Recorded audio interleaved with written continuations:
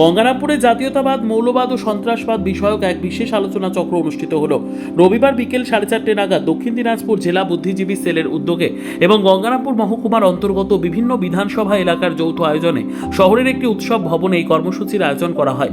এদিনের আলোচনা চক্রে জাতীয়তাবাদের গুরুত্ব, মৌলবাদের প্রভাব এবং সন্ত্রাসবাদের বিরুদ্ধে সমাজকে আরও সচেতন ও ঐক্যবদ্ধ করার প্রয়োজনীয়তা নিয়ে আলোচনা করা হয়। বক্তারা দেশের সার্বভৌমত্ব ও সামাজিক সম্প্রীতি রক্ষায় সকল স্তরের মানুষের সক্রিয় ভূমিকার উপর গুরুত্ব আরোপ করেন।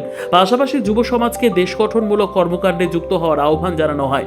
অনুষ্ঠানে উপস্থিত ছিলেন গঙ্গারামপুরের বিজেপি বিধায়ক সত্যেন্দ্রনাথ রায়, কুশমন্ডির বিধায়ক তাপস চন্দ্র রায়, বিজেপির দক্ষিণ দিনাজপুর জেলা সভাপতি স্বরূপ চৌধুরী, জেলা সহ সভাপতি অশোক বর্ধন, গঙ্গারামপুর টাউন সভাপতি বৃন্দাবন ঘোষ, জেলা বুদ্ধিজীবী সেলের আহ্বায়ক শঙ্কর তালুকদার, যুগ্ম আহ্বায়ক সমিত দাস সহ দলের অন্যান্য নেতা ও কর্মীরা। কর্মসূচিতে বিভিন্ন স্তরের বিশিষ্টজন এবং বুদ্ধিজীবীদের উপস্থিতি লক্ষ্য করা যায়।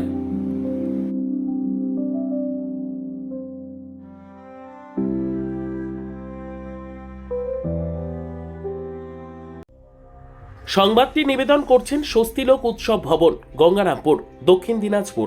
তাৎপর্যপূর্ণ, গুরুত্বপূর্ণ আজকে একটা দিন গঙ্গারামপুরের জন্য। এই সাবডিভিশনে আজকে গঙ্গারামপুরে আমরা আকাশ রেসিডেন্সিতে এই সাবডিভিশনের কিছু বুদ্ধিজীবী মানুষ, সবাই বিজেপি পার্টি করে না, যারা সনাতনী তারা কিন্তু এসছেন।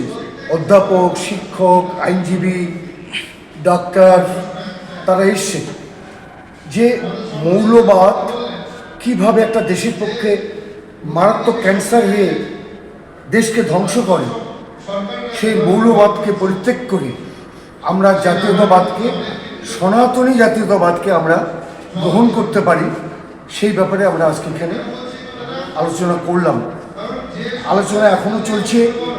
আমাদের আরেকজন বিধায়ক এখানে আছেন, কুশমন্ডি তাপস রায় আছেন, অন্যান্য আরও বুদ্ধিজীবী, শিক্ষাবিদ তারাও এসছেন। শুধু এই কথা বলতে পারি, এই আলোচনা চক্রটা জেলায় আরও বেশি করে ছড়িয়ে পড়ুক।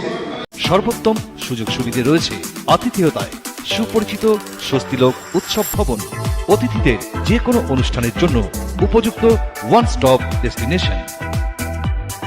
আমরা আপনার বিশেষ অনুষ্ঠানটিকে অবিস্মরণীয় করে তুলি। স্বস্তিলোক উৎসব ভবন, শিববাড়ি রোড, গঙ্গারামপুর, দক্ষিণ দিনাজপুর।